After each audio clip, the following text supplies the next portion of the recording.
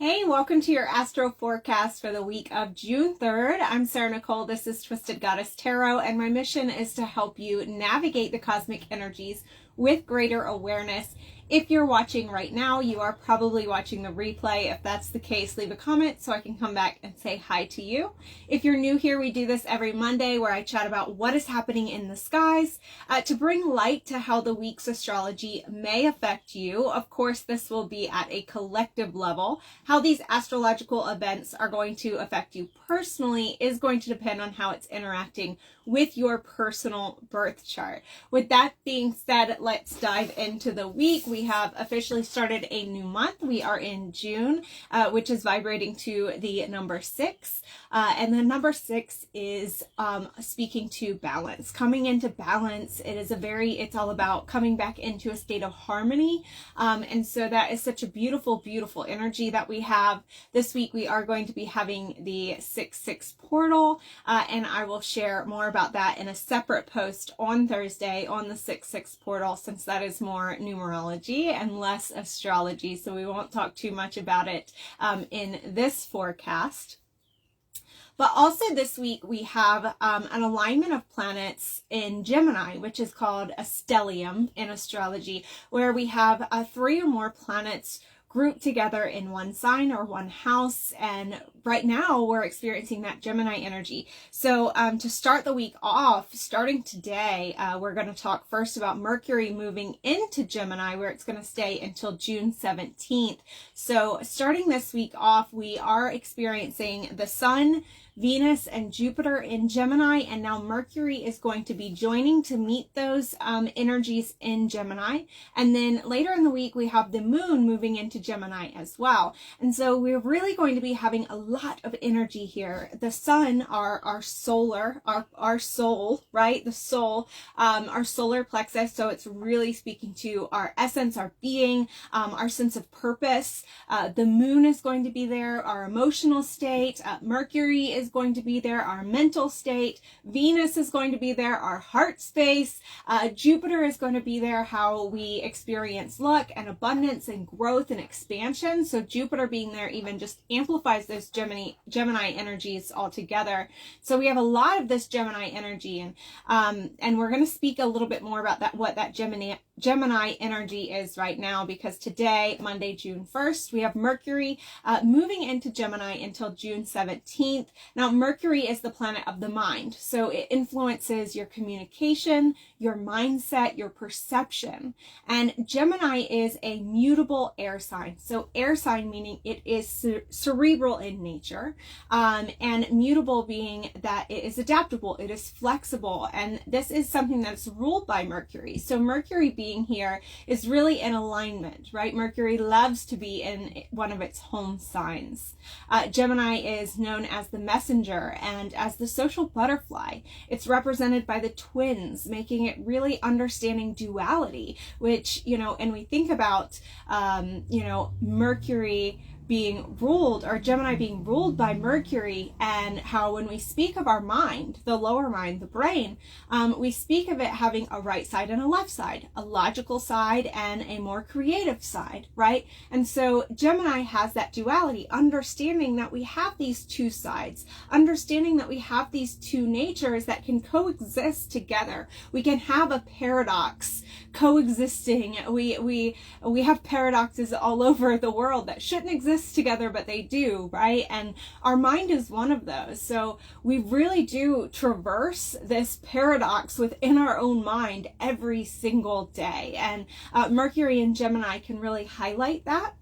Gemini energy can really highlight that alone, but especially the planet of the mind being in Gemini.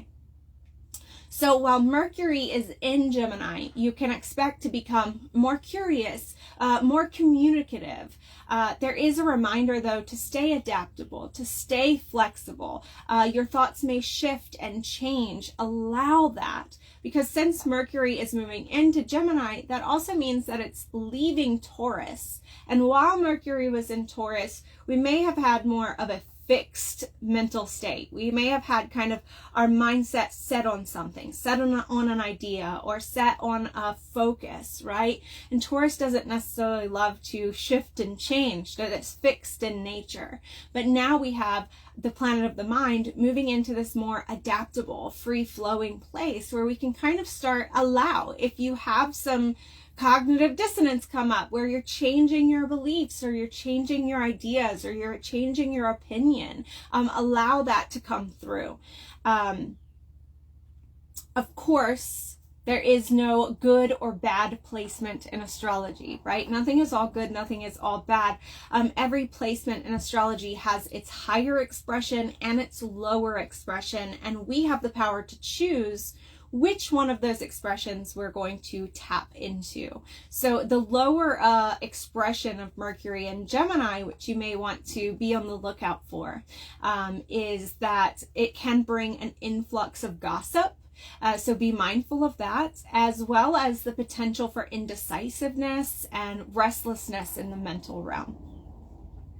Now on Tuesday, June 4th, hey Jocelyn! On Tuesday, June 4th, we have Venus Cazimi at 14 degrees Gemini.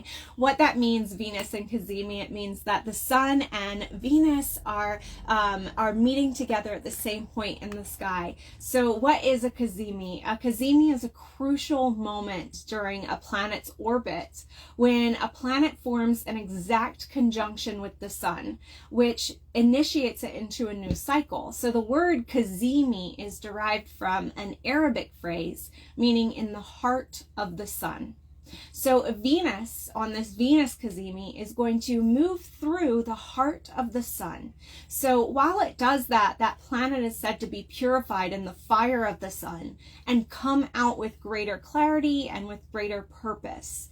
The moon gets a Cazimi every month. We call that the new moon. We just don't call it a moon Cazimi, right? Because it happens every month. So think of a Cazimi as a new cycle for that planet.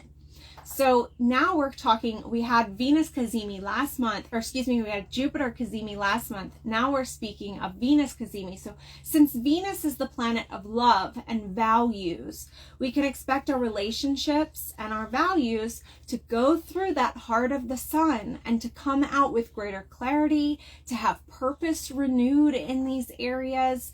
If you have a relationship that needs healing, this is going to be a really great day to say, let's start fresh, right? The planet of love is coming out, being purified and starting a fresh cycle. So it's a really great time to say, you know what, let's start fresh. Let's let bygones be bygones. Let's start fresh. This is also a really great day to set the intention and to take action on creating a life that is more beautiful to you and that is more aligned with your values, regardless of your current relationship status. Because Venus is not all about romantic relationships and love. It is also about your personal values. It is about your self-worth. It is about making choices that feel aligned to you, whether that be relationship choices or just choices in life. And it's also the planet of beauty, so it's certainly just about making your life more beautiful altogether. And then on Thursday, June 6th, we are having the new moon at 16 degrees Gemini. So the new moon marks the beginning of a lunar cycle. It occurs when the sun and the moon form a conjunction, meeting at the exact same degree of the zodiac. So the new moon's themes are that of new beginnings, openness, and hope.